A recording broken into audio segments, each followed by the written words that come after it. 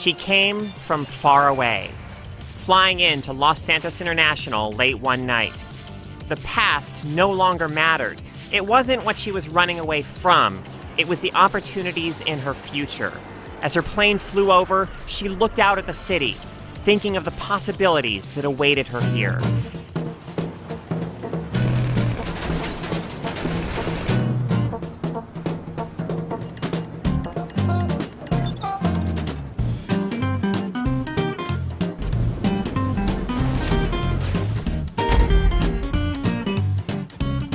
Grand Theft Auto Online is full of possibilities.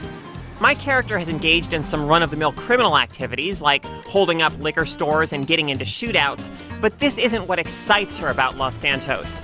No, what she loves are the opportunities to race helicopters over the mansions in the Vinewood Hills, to get into tank battles near the forests of Great Chaparral, to dogfight in fighter planes over Fort Zancudo.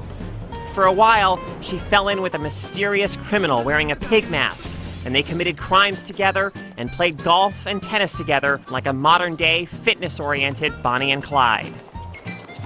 The sheer variety of things to do with and against other players in GTA Online's open world is its greatest asset. No individual element measures up to more focused games. As a multiplayer racing game, it's no Forza or Burnout. As an online shooter, it's not as exciting as the multiplayer in Uncharted. Its sports offerings aren't going to compete with Tiger Woods or Top Spin. But none of those games lets you do more than a fraction of the things that GTA Online lets you do. And GTA Online does the things it does well enough for them to be really enjoyable. When you're hopping along from one exciting activity to the next, GTA Online is exhilarating. Unfortunately, sometimes the world behaves in ways that put a stop to your fun. GTA Online's stability has improved considerably since it first launched, but in that time, many players have lost characters and properties they've purchased, which is no minor setback. Low-level characters don't have access to most of GTA Online's best content. Early on, your mission options are dominated by bland last-team-standing death matches.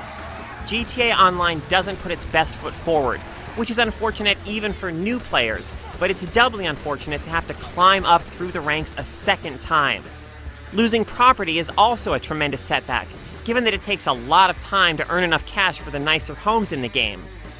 Then there are a host of smaller but still significant issues. Matches sometimes fail to start, leaving you stranded in lobbies. Races sometimes hitch up, and competitors sometimes warp around the environment. You might be cruising along, minding your own business, only to get a message informing you that you've been kicked from the game by other players. And when you return, even though you didn't do anything wrong, you're warned that if you keep behaving like this, you'll be designated a bad sport and be forced to play with all the other jerks. Rockstar is giving everyone who has played GTA Online up to this point $500,000 in online cash. A nice gesture, but there's no replacing lost characters you might have grown attached to.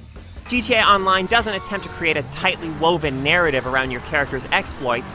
Instead, it provides a very loose-fitting structure in which your silent character occasionally comes into contact with the likes of Lester, Trevor, and other characters from the single-player game. The world is identical to that of the single-player game, but with all the outlandish activities you constantly get up to, it feels pleasantly disconnected from the Los Santos in which you play as Trevor, Franklin, and Michael.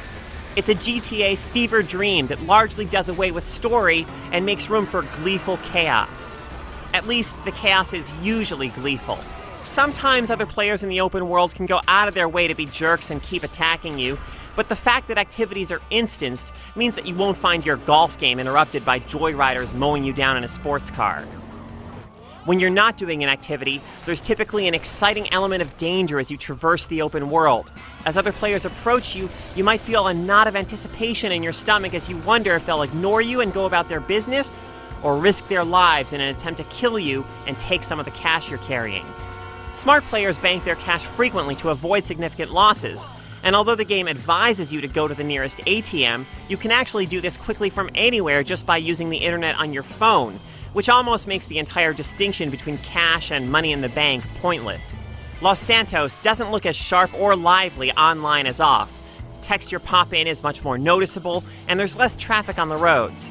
But it's still a diverse and gorgeous setting, and in GTA Online, it gives you more fun stuff to do with other players than any other open-world action game.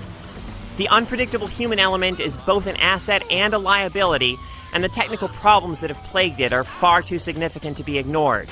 But when it clicks, as it often does, there's nothing quite like GTA Online. You come here and you walk around the state like you own it. You never write, you never call. I mean, you don't even send a welcome basket or maybe a nice plate of cookies.